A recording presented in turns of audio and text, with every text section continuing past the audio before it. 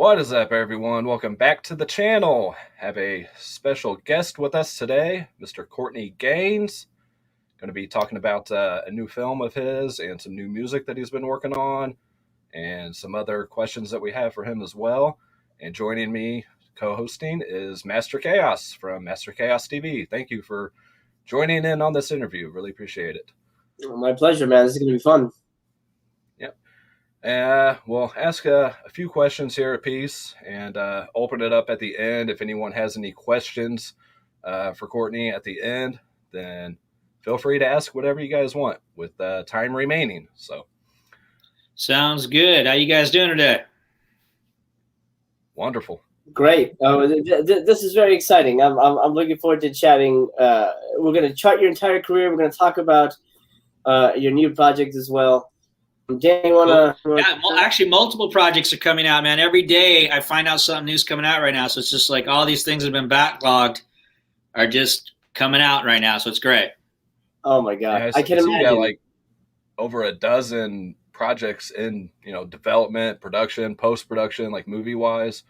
But a bunch of them that have been in post for a while are finally starting to come out. So this is cool. Yeah, they seem to get stuck. After their film, they just kind of sit for a while trying to find distribution. Is that what it is? I think it just may have been the year of COVID too, where they were just like, we're not going to release it. I don't know. But all of a sudden, literally every day I find out something new. So I got plenty of things to report. So this is cool. Amazing. Cool. Amazing.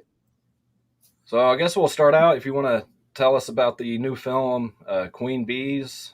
Sure. Your role as biker? Yeah, so Queen Bees, I just do a cameo in it, but in this cameo, I get to work with Ellen Bernstein, Anne Margaret, Jane Curtin, and Loretta Devine. So that was an amazing experience to get to work with those iconic ladies. Yeah, I saw the cast to this, and it's insane. You got James Caan in here and Christopher Lloyd. Yeah, James Caan, Christopher Lloyd. I didn't get to work with them, but yeah, it's a great all-star cast, man. Geez. So what's the movie about? What can we sort of expect when we check that out? Ellen Bernstein's character checks into this old folks' home just for like a month while her house is going to get renovated, and then the house burns to the ground, and she has to live there and learns that it's basically like high school, except it's a bunch of old people. Clicks and popularity and all that stuff, which the guy who wrote it and produced it, his grandmother went through that, and that's what he found out. He found out that these homes are just like going back to high school. Can you imagine? I mean, I don't know about you, but I couldn't wait to get the hell out of high school. So the last thing I want to do with the rest of my few years I had left on the planet is go back. That's for sure. Oh God! There was a show on TV. I can't remember the name of it. It was kind of similar to that too, where they focused around the retirement homes, and it's exactly like you said. You still have like your cliques and your people trying to get laid and things like that. Yeah, and it's just funny watching the lead components in there too. She ends up finding love and all of that. So that's the upside, is going through this, she ends up finding James Caan. So, could be worse, I guess. Definitely. That sounds awesome. Actually, I kind of love that. It reminds me of, there was an old skit on SNL where they did kind of like a Dawson's Creek, but it was like Dawson's Creek season 58, and like they were all like played by old people or something. That's really a funny idea. I was like, somebody should make a movie about that, and here it is. So yeah, that's fantastic. And so my little linchpin moment, which I was surprised I even made, I made the trailer and everything. I didn't think I might not even make the movie, but so at a diner, I still Ellen Bernstein's purse, and they catch me and they take care of me, and that's sort of their first bonding moment as a unit, as they take out this dude who tries to rob her. So fun stuff. Well, there you go. So did you do your own stunts? Yeah, I did. I luckily I didn't get really hit in the nads, but yes, I did my own stunt and had to fall on a little pad on the cement. So as long as you hit the pad, you're okay, man. If you miss the pad, then it's a bad day. Oh yeah. Yeah, no, I'm a filmmaker, so I know stunts is very, very delicate. You do not want to mess around with that. Yeah, some people get that, some people don't. I've done so many falls that I know what I need. Like I need, like, give me a couple elbow pads. They want to give me knee pads. You don't need usually. Give me a couple elbow pads and a tail pad. Like a hips and tail. Those are your kind of you're falling on. So, but I guess I did it pretty good because guys usually run up to me. The stunt guys are like, "Are you okay? Are you okay?" They usually think I screw myself up because I'm selling it so good. I'm like, "Oh." But yeah, you miss a pad. That's not a good day. It is not. It certainly is not. Now you mentioned you have a ton of stuff in post production, and I'm actually looking at your IMDb right now, and there's like 10. That's kind of amazing. Some of those have been in there forever, and I don't know if they're ever going to see the light of day. But the ones I can tell you, one is Await the Dawn, which it said it had been released, but it hadn't been released in the States. And I just found out, and nobody else knew either. Director didn't know anybody. That just came out on Prime Video this last week. So that's got Dee Wallace in it and Vernon Wells, and it's a good horror ride. So if you're a horror person, Await the Dawn's on Amazon Prime now. I just found out a movie called Charming the Hearts of Men, which also again said it had been released, but it really hadn't. It just said it was. That's coming out August 13th. I literally just found that out in my last interview. Because the guy's wife was also in it, and he found out because he does reviews. So that's an interesting film. It's a period piece about this woman who in the South dealt with prejudice, she dealt with seeing how bad prejudice was, but she ended up helping the legislation that when it said all people are created equal, that the word woman got put in there as well. So this is like a little bit of history, and I play the owner of the diner she works at, Mr. Spratz. So I have a nice little flat top in that one. So that's cool. But yeah, I just found that out recently. So I've been waiting for that movie to come out for like 2 years. So I'm excited. I think it's going to be a good movie. Sean Astin's in it. So we didn't get to sing together again, but it was good to have the Memphis Belle reunite, Yeah. Another independent film I did last year that came out for an independent film very quick is a movie called River. And that's coming out July 13th. That usually an independent film takes well over a year to get released. This is getting released in under a year. So that's a good sign that it's a quality little project. And I play a character named Dr. Michael Glenn. It's I always feel like I have a little bit of trouble explaining. It's under a sci-fi heading, but it's not it's not like there's not a lot of CGI, and it doesn't take place in space. It takes place in a small town. This lead girl comes back after her mother mysteriously dies, and she starts having lapses in time, disappearing lapses of time. And my character, who knows her well, sort of a surrogate father, is also the town psychologist and psychiatrist, starts doing work with her to try to figure out what's going on with the time loss. And I got a nice big COVID beard and long hair, very different character, very earthy, very loving, not my typical bad guy job. So I'm looking forward to that. And so that's, I think that is anything, and there's something I'm missing something. I'll remember in a minute. But and I did an episode of Tales for BET that I'm not sure when it's coming out, but that's an anthology show. It's 10 episodes every season, all different stories, and I play a really good corrupt cop in that one. So I'm sure that'll be probably June, July, August, maybe something like that. I haven't yet seen a release date. So awesome. things in the pipeline, things coming out. So that's good. I see you have quite a few doctor roles recently. Yeah, that's what happens when you get old, buddy. You start getting old. You got to be like the doctor, the head of the law firm. It's like you have to be if you're going to be in a movie and you're old, you have to be established at something, or like, what's the purpose of you being there, right? So that's the challenge as I play these older characters, that I can play some of these more, I've done a lot of, blue collar guys in my life. A lot of these guys are kind of white collar when you get into 50s. So you need to be, so it's a little bit of a challenge, but the more I get these under my belt, the more people see me do, the more I'll probably get. Oh, see, I remember the movie I forgot. So there's a trailer out for a movie I'm in called The Bleeding Dark. It's definitely going to go under a horror genre, but it's very drama horror. It's not like, a bunch of kids go to a cabin, right, and then get killed. The premise is my son and I are dealing with the aftermath of my wife and his mother being killed in a robbery at our home, and he blames me, and it's like very heavy. And then she starts appearing to him, and that's when things start to go bonkers. But from my character's perspective, it's just a drama. It's a heavy duty, loss of life and son rejecting you, and it's not fun. But it was a good project. But the kills are very 80s. makeup style, you know, and all that. So it's going to be interesting to see how those two meld together. But I'm the lead in that, and I feel like I do some pretty good work in that. So I'm looking forward to seeing it. Cool. That's awesome. I think that's all I got. Oh, other than the music stuff, which we can talk about later. I was going to ask about that if you want. Okay. Yeah, go ahead. So I got two things going on musically. One is I have a band called Ripple Street, and we've been putting out singles this year. We've put out a record before, but we're putting out some new stuff. Our last single was called Would You. That was about 3 weeks ago.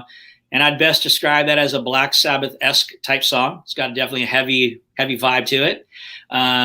And then I'm also doing an acoustic record of my own called Acoustic Gains, Volume 1. And we just put out our second single called Cherish last week. And so this is obviously much more mellow, acoustic-driven stuff. And the next single called Let It Ride is coming out next Monday on the 5th. And that's a very blues, we did it with kind of like a scratchy record sound to it. So it's got a very, cool vibe to it.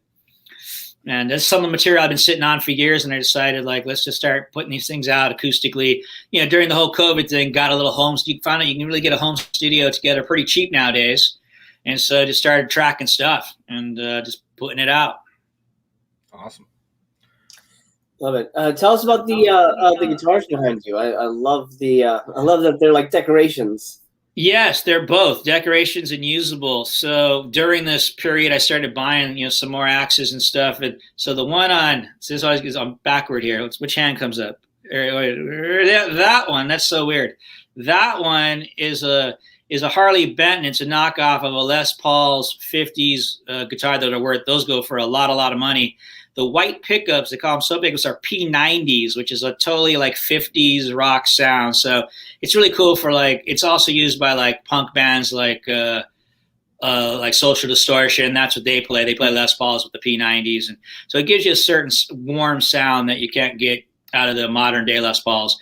But it's a little knockoff Harley Benton, but it's a hell of a lot of fun to play. Now this other little acoustic guitar, which is not a very famous acoustic guitar by any stretch. It was a gift. But what's very cool about that guitar is that it has Willie Nelson's signature on it. That's what's cool about it. Oh, wow. And that's because we did a show called Nash Bridges together where I played his dying son. And I was like, I'm not an autograph hound by any stretch, but that seemed like a once in a lifetime. And I've played that nylon string, and he plays a nylon string. He's one of the only people who really do out there. So I knocked on his trailer before I had to go into makeup and look all sickly and everything. And he was a super cool guy, invited me, and just super cool. And then I said, hey, man, I got a guitar. Could I get you to sign? He's like, yeah, bring it on. And plays it for a while. I mean, how cool is that? Willie Nelson's playing your guitar, right? He's like, oh, it's a nice guitar. And then he signed it for me. I was like, okay, now I can go to work. Because, all day I just would have been thinking about wanting to do that, right? So I just wanted to get it out of the way so I could focus on my job. But, yeah, couldn't have been a nicer gentleman. Couldn't have been nicer. That's amazing. It's funny. I do that too. When I work with, I worked with Dee Wallace and people like that, but I've got to work with her now 3 times technically. Yeah. So fact, that's the Wait the Dawn. She's in a Wait the Dawn. She has a very good role in that. But I'm sorry. Oh no, fun.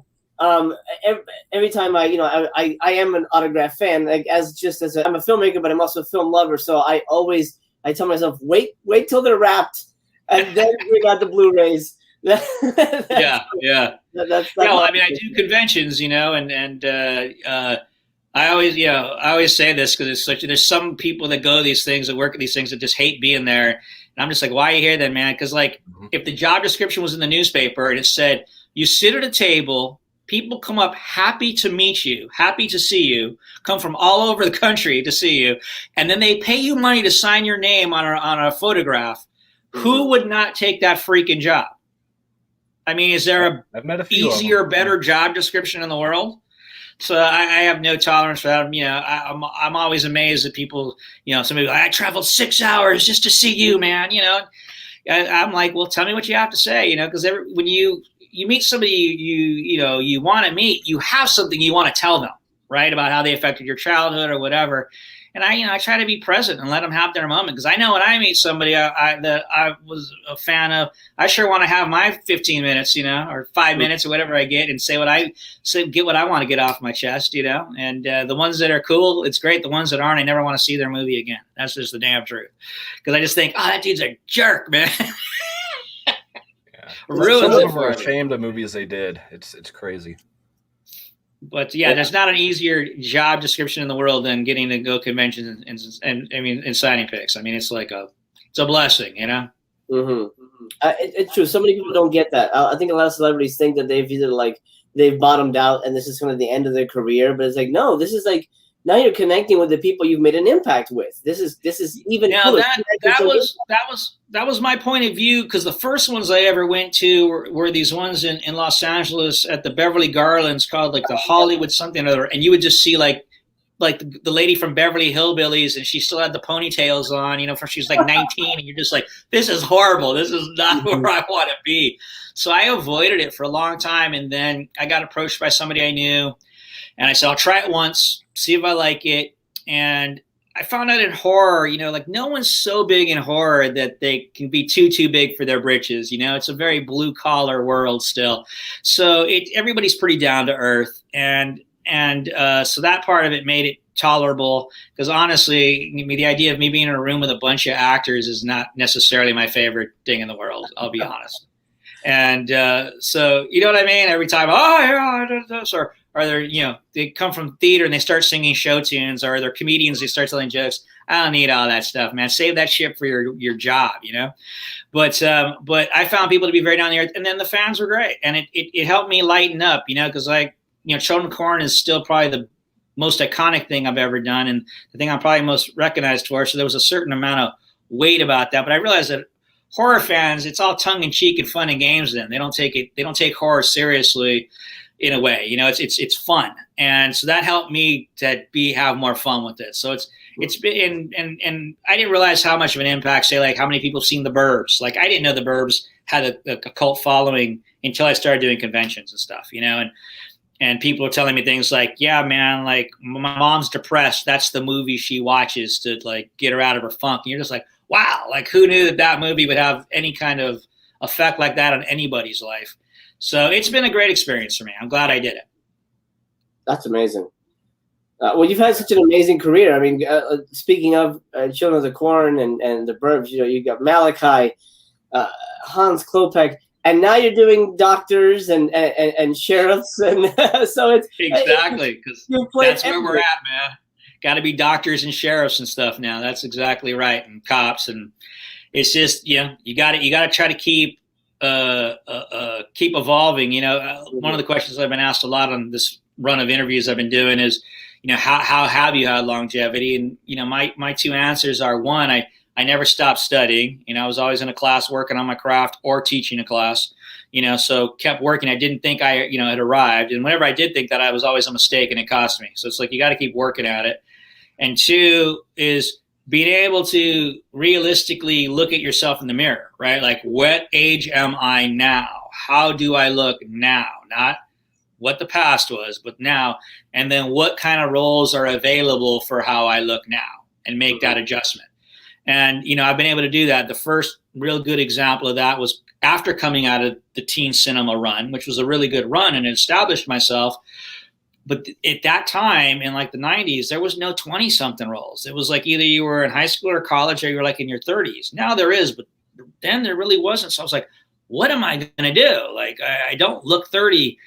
So I was like, well, what can I do at that age? I said, play bad guys. That's what I could do. So I grew the hair out. I combed it back to make it look like it was receding a little bit, busted a goatee. And then I was like, I'm going to play Mad Dogs. And for like, you know, you look at a lot of my guest star run in the 90s, that's what I did, you know, and it was a good run, kept me working. And then I had to look at when that was kind of dying.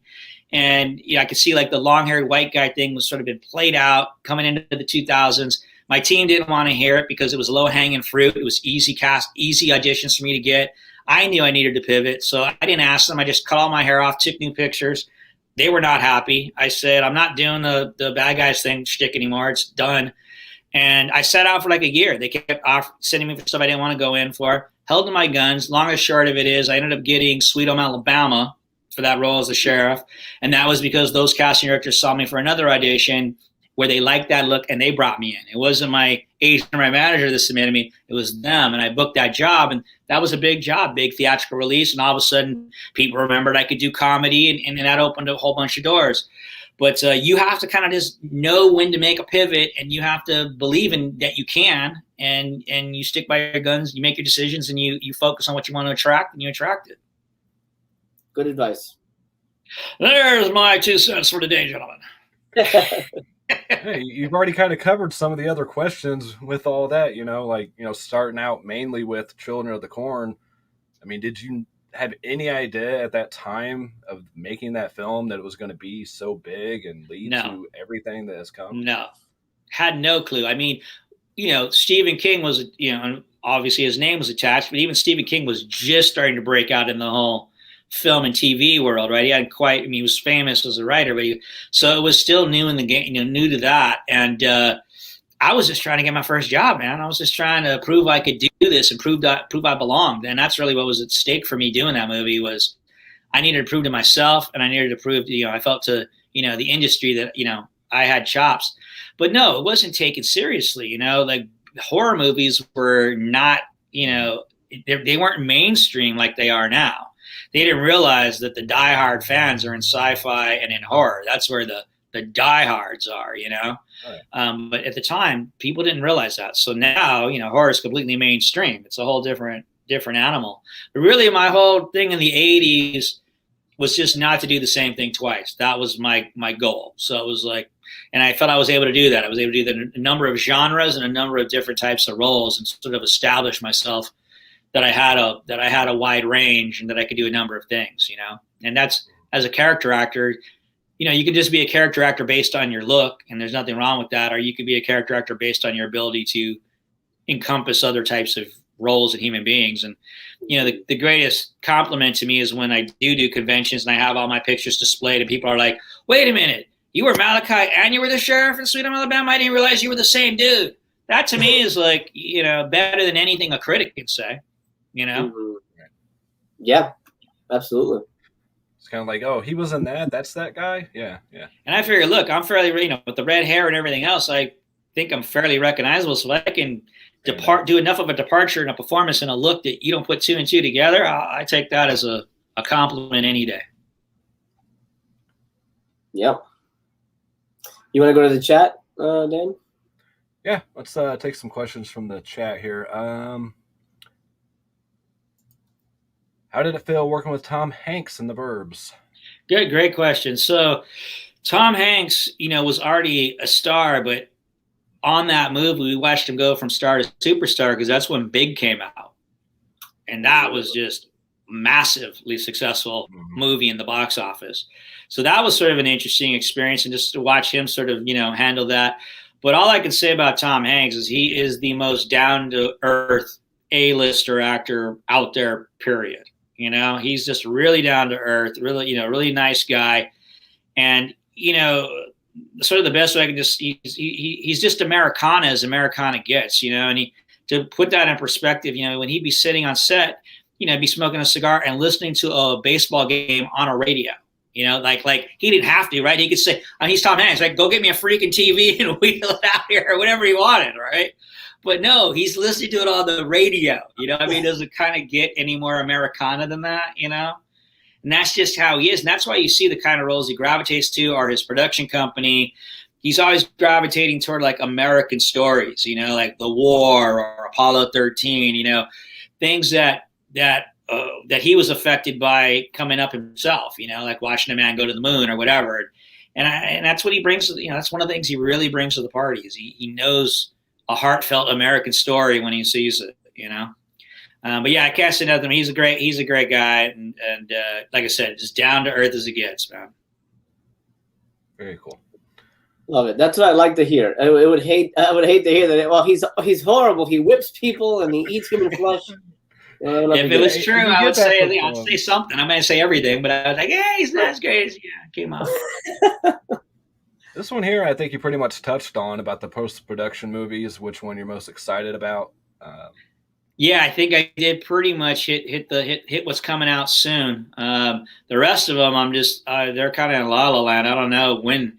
Well, there's one I didn't talk about, Hellblazers, another horror film with some really good people in it. I got to root with Bruce Dern again, and that's the reason I did it, because I hadn't seen him since The Burbs, and he was really kind to me on that show. He really took the time to notice my work, and he came up to me and talked about that and gave me some stellar compliments, and sort of took me under his wing and gave me great advice, in terms of the industry and sort of the next moves I wanted to make in my career. And I never really got a chance to thank him. So it was so great all those years later to be able to see him again and say, I really, really appreciate, what you did for me when I was younger. So that it was great to come full circle. And even at whatever he is, 70, his mind is just sharp as a whip still, and trying to keep up with him as he's improvising is just impossible. The guy's brain is just so quick. So quick. I'm a big fan, and I always was. And it's a perfect example of somebody I was a fan with who just more than lived up to my expectations when I got to meet him. But Hellblazers, check it out. I'm not sure when it's coming out, but it should be good. Like I said, it's got a lot of good horror types in it. Tony Todd. And okay. Awesome. In your Tales from the Crypt episode, Frat Boy, did you meet John Kassir, or was it all done in post? Did I meet who? John Kassir, voice of the Crypt Keeper. Oh no, I didn't meet him on that. No, I met him. He does conventions, so I've met him many times, and he'll do the creeper voice during the convention, which is pretty funny. He's a real nice guy. But yeah, so didn't get to meet him before. I always thought, normally I don't really care about like titles, like like the Queen Bees. It says biker. Sure, I thought that I should have had a better name than Frat Boy and that, because there was a bunch of us that were all frat guys, and we were all in it from beginning to end. So I always thought that was like, why was I only called Frat Boy? I should have had a name. I would have think that one would deserve a name. But how I got that gig was Bob Gale directed that, and Bob Gale is the writer of Back to the Future, and that's how that gig. I was excited to get it because Tales of the Crypt was a very popular show at that time, and lots of celebs were doing it. So I thought this is great, and Bob Gale couldn't have been a nicer guy, Bob Gale. But it's true, he really is a nice guy. Oh, he seems like he'd be great. I see him in an interview. He seems like such a nice guy. He really, down to the one. Sometimes you'll find sometimes the more successful people are, the more down they are. Maybe because they don't feel like they have something to prove. Like if you get a movie with like a DP who's not his first, second, third. Sometimes those guys can be a pain in the ass because they're like insecure. So then they're trying to act like they know what they're doing. Whereas you work with someone like David Watkins, Oscar winner for Out of Africa and Memphis Belle, and he's like, this guy's so good that he doesn't need a light meter. He'll be looking at it and go, that's a 3.5, right, boys? And they're like, yep. I mean, like that good, right? But you'll be sitting there talking with him. He's like, oh, lighting's not that hard, Courtney. And he starts explaining things to you and educates you. Like he's not afraid to share his knowledge because he's confident in what he can do, if that makes sense. Yeah. So I've found that sometimes the bigger people are, the more grounded they seem to be. I concur. I think that's 100% true. So if you could go for an hour lunch with any actor, alive or dead, who would you go with? Alive. I say people ask what's the bucket list you want to work with. I keep saying Glenn Close. I think she's just a beast, and I hear she's really a great person to work with. So she's on the live list. The Anthony Quinn would be the answer on the dead list. He was on my bucket list as an actor. He's a guy I would have loved to have gotten to work with. And he kind of came up, and I read his book, not his autobiography, that I found very fascinating. And he grew up not that far in Los Angeles from where I did. Matter, his high school was the rival to my high school. So I thought that was, so I really understood when he talked about the neighborhood he grew up in and Echo Park and all that. I grew up in that. So I found that interesting. But what was really, really interesting about this book, and he put this book out in it was like the 70s or something. The opening passage is like, I'm walking down Broadway and I have two movies in the marquee, and I'm doing Zorro on Broadway, and I'm miserable. Like that's how it starts. And he goes to therapy, and it's all about his inner child is like literally showing up where he could see him going, you're still a loser from Mexico, that you're nobody. Mm-hmm. And so he starts to do this work. But he was doing inner child work in the 70s when there wasn't a name for inner child work, right? There was no such thing. He was figuring this out. I mean, that's a high level of self-awareness, self-consciousness, self-conscious, not consciousness, but conscious, to be figuring this out. And, in that way he was a trailblazer, and how he learned to sort of come to peace with his demons, which was his inner child who was remembering all he went through to even get to America and work and get to where he got, Fascinating. That's amazing. That is fascinating. Well, let's talk real quick, because you mentioned a lot of TV work. What do you prefer, TV or movies? I mean, obviously they're similar, but there's a lot of differences. No, there's differences. Well, first off, I've never gotten a series. I've had a few pilots, but I've never gotten that. I never broke that glass ceiling, which I would gladly take the money and run and get a farm in Montana, right? So that never happened. So I've always, I've had some recurs, and I've done a lot of guest stars. So in television, number one, you're often in a sound stage, which is like, I like it equivalent to, it's like Vegas, right? There's no windows, and you have no idea what's going on, and they're pumping in fresh air. I don't like it. I don't like being on a sound stage that much. I'd rather be on location, which is very often the case of movies. The second thing is television. They're knocking out an hour show or 45 minutes or whatever it's going to be, not counting commercials, in a week, right? That's a lot to accomplish. And how they do that is they do already have some standing sets that are pre-lit and all of that, but they move very fast, right? So there's not a lot of exploration. You get the job, you have less than 24 hours to audition, you get the job, then you have less than a week to prepare, and you're doing it. You're just having to basically go with your big guns, and you're not going to get a lot of takes. They walk in, they're like, walk here, sit here. If you basically say your words, cut, moving on. So you have to try to be prepared first or second take to hit it, nail it, because you're not the leads who can who go like, oh, let me have another one. No, you're the guest stars. You got to keep this moving. So TV moves at a really fast pace, and that's what TV is like. And auditions are like, people have been cranking their show out for a long time, and they're tired, and they're not that. No one seems happy to be in the room. But in movies, the movie just got greenlit. Everybody's stoked, so everybody's happy in the room. Everybody's happy to see you auditioning. And then you get the job, and you usually go on the road somewhere, and it's like the circus coming to town, and you all kind of take over this town for a little while and do your thing, and you get to meet people and go to places you've never been before and find amazing locations, because that's what the location scout's job is. And you have this wonderful experience, and then you go home. So if you have to say which one's more fun, it's definitely making movies. Making movies is more fun than doing television. Yeah, I feel you on that one. And I actually just noticed here that you've been doing a little bit of producing. It looks like you started in with Dorm Days. Is that just sort of like you wanting to create content, or people came to you with ideas? How'd that develop?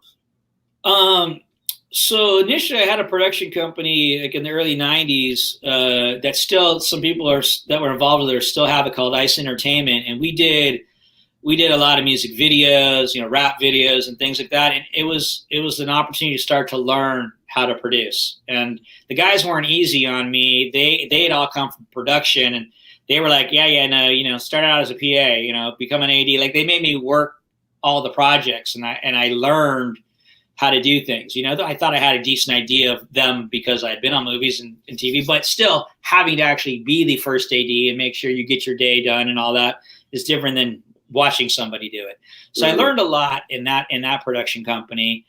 And then essentially how I've become a producer on projects is mainly just being a bridge or a gap to help somebody get their movie done. It's not like it's been, this is my project and you got to give me a bunch of money and I'm going to make it. It's mostly been people coming to me with a project and seeing if I could help them get it done. And people I knew maybe had some money, and say somebody I know maybe wants to get into movie making as an executive producer, and they want to do a certain budget or they want to do horror. So then I find a good horror script that a friend of mine has or whatever, and then I try to bridge it together. So that's how Dorm Days was. I knew these directors, the Scott and David Hillebrand. I'd worked with them before, and they were friends with some of the people in the production company that I was talking about earlier. That's why I probably brought it up.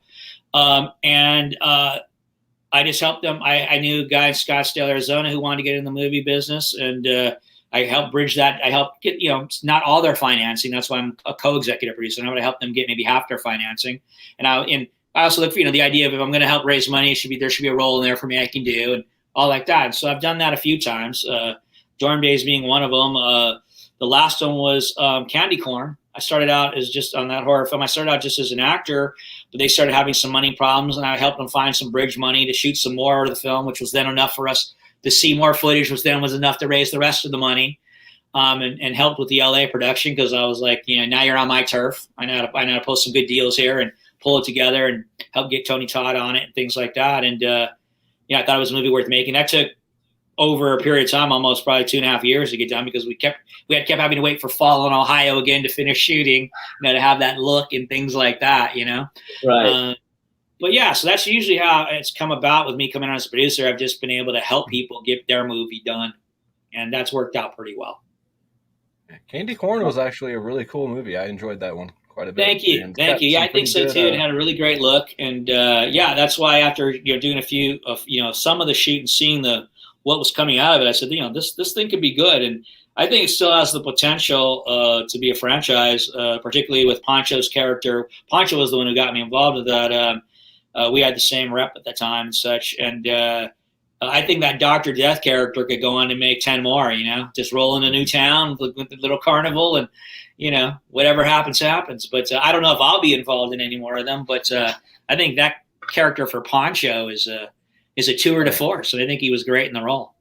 I know the company that released it here in the U.S. at least, I think it was Epic Pictures or something. Yeah, they have gone on to make more merchandise for the movie and everything else. So it's definitely got a following for sure. Yeah, I think that the director Josh wants to do something else before he does a sequel. He doesn't want to just be like that's the only movies this guy makes. It'll be horror though. I think he definitely wants to be a horror director. But I think he wants to do something else.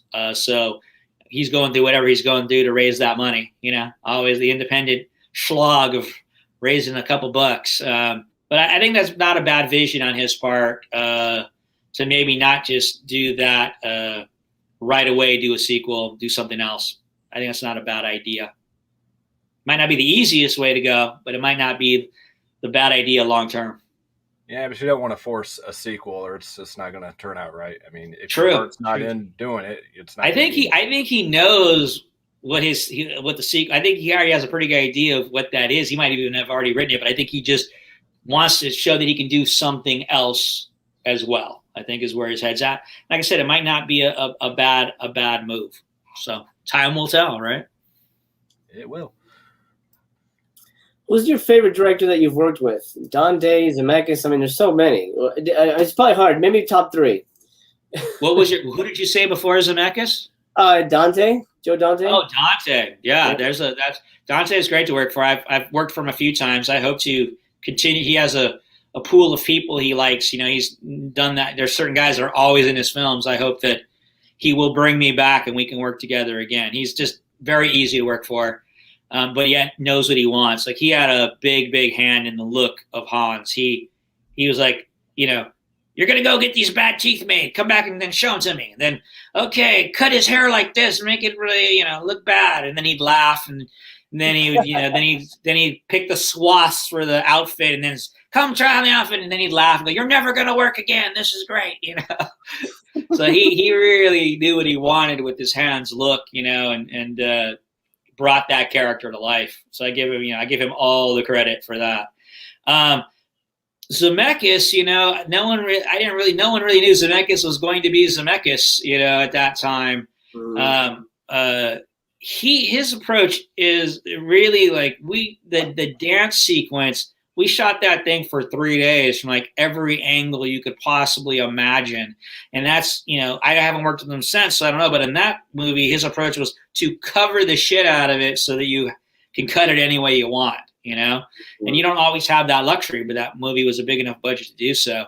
The funniest story with him was Crispin, who I'm a big fan of, Crispin Glover. And first project I ever did was an AFI film that he was in.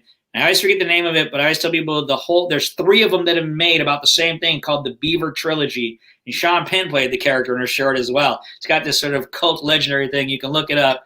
But so the first time I met Crispin, he comes out of this bathroom stall dressed in the black Olivia Newton-John outfit from Grease, in the wig and the all. So that's my first impression of Crispin. But so Crispin, I think he's a wonderful actor. We got to work on Texas Rising again a few years ago, but he would always want another take, always. And it would drive Zemeckis crazy. He'd be like, "We got it, Crispin." "Yeah, no, but what if we've got it, Crispin." "No, you're not." He goes, "Crispin, we've got it. We're moving on." He's another actor that's kind of underrated. A very, very creative guy. And there's no sort of end to his creative ideas. You know what I mean? He's forever coming up with something new, which just says a lot about his creativity. Yeah. I don't know. But I don't know who's my favorite. I don't know who my top three. I don't know. I think who blank. I really like the director in Memphis Belle a lot. I can't think of his name right now. He's a Scotsman. Can we look it up? Because I feel bad not being able to say his name. Doing that right now. Thank you, sir. Let's see. Because I'm blanking on it too. Hold on. Oh, where'd it go? Just had it here. There we go. It is Michael Caton Jones. Michael Caton Jones. Thank you. As soon as I got the first name. So first off, he made a movie that broke a movie in the UK that was a breakout in the States called Scandal. I thought it was just a wonderful film. And so I was already excited to work with him after seeing that film. What I really liked about him is you knew where you stood when he said cut. If it was an exuberant cut, it was good. If it was a cut, he would, if he didn't like what you were doing, he would just tell you, you know what I mean? Like, come on, I don't believe it, man. You don't seem scared enough or whatever. Like he would cheer you on to be great, And I thought that was Memphis Belle for his second feature film was just an enormous task to take on. Mm-hmm. And he ended up getting studio deals and doing some films in the States, but that never, box office wise did great. And I don't know what he's doing now, but I always thought I liked working with him as a director a lot. So that's the guy that came to mind. Gotcha. Yeah, that's a heck of a movie too. It's actually been a long time since I've watched that. I got to rewatch that. That's a good film. Yeah, no, I mean it was a class act, right? I mean, like I said, 5 Oscar award-winning people on that project: your DP, your set designer, your editor, your producer, and your cinematographer. Or I said cinematographer, and what was the 5th one? I can't even remember. But 5 Oscar award-winning, we're just a stellar crew from the UK. You know what I mean? The best of the best. That's amazing. Well, we're sort of at the end here, Dan. How do you want to wrap this up? Just anything else you want to promote? I know we've already done this, but are any conventions coming up that you're going to? Oh yeah, good. Yeah, conventions. Just starting to open back up, right? So Motor City Nightmares is end of July, so July 31st, August 1st, 2nd, and I just found out I was in another one, and I just literally got a text right before you guys. Let me see if I can find Creature Feature Weekend in Pennsylvania, and that's August 25th, I think. So that's the second one. That's the first 2 I got this year, and I think the doors are going to start opening up, so I'm sure there'll be more, especially leading up to obviously October and all of that. But those are the 2 I got for you now. Yeah, I've only known you to be at one out my way, at least. It was either Days of the Dead or Whorehound Weekend. I can't remember which. You were there with someone else. I can't remember who off the top of my head, but I went by and said hi, but that was about it. And was I rude? Was I like, "What do you want, dude? You no, of course not. It's driving me insane. I can't remember who was with you, though. Was it John Franklin from Children of the Corn? Because he does a lot of them with me. There you go. Yes, that was it. Yeah. We got one more question. Yeah, I'm blanking. Like what part of the country? It was either Indianapolis or Cincinnati. Oh, Indianapolis. Yeah, and Cincinnati. Yeah, those are really good shows. Yeah, so those are big shows. I think it was the Whorehound Weekend. Whorehounds. Yeah. Those things are huge. Yeah. Yeah, they run a really good show. What movie influenced you the most to become an actor? Ooh, that's not really how it happened. That's a good question. I mean, that's not really how it happened. How it happened was I was in this after school program with all the tough kids from the broken homes and this and that. And we had this woman that was a teacher named Miss Gardner who was tough. So we all respected her. And she got us to do theater.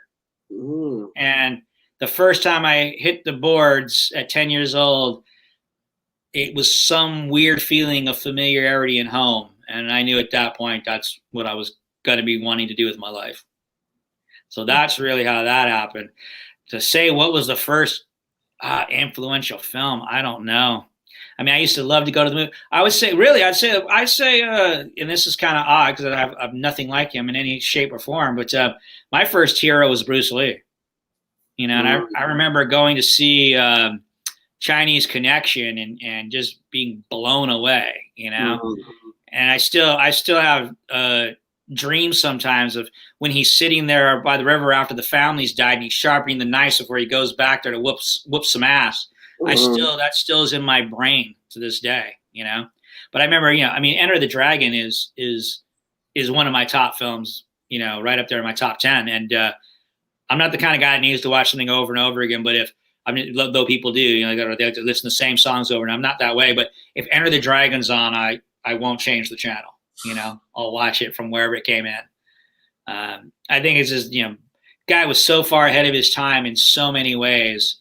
And just, you know, I've always, you know, I'm not the only one who obviously is a big Bruce Lee fan, but, you know, it wasn't because somebody else was a fan. I became a fan at like 10 years old the first time I saw the guy, you know. Amazing. Well, I think that's a good way to wrap it up. That's right. A little martial arts. Let's end it up with that. Yeah, there you go. If people want to reach out to you, do you have a Twitter or a Facebook page? Yeah, just a Facebook, and it's just, you know, it's my name, and you'll figure out which one's me if there's others, because, you know, mine has all the stuff on it that's, you know, current, like music clips and all of that. But and then I have an Instagram again in my name. That's it. Nothing. I don't do Twitter, so that's it. Excellent. Best way to reach me is on Facebook. Clearly. Awesome. Well, I want to thank you again for coming on, and thank you to Master Chaos for co-hosting with me as well. And I will put his link in the description if you guys aren't following him already, which you should be. But I will link anything I can find for your upcoming projects as well. And that's about it, I guess. Yeah. I don't know how to wrap these up. That's all right. We're good. So, hey, man, it was great meeting you guys. And if, you know, I do a show near you or anything else, come say hello and send me a copy of this. I'll put it up on my Facebook for you guys or whatever. All right. So nice chatting with you. Yeah. Thank you, Courtney. Take care. Appreciate it. Bye.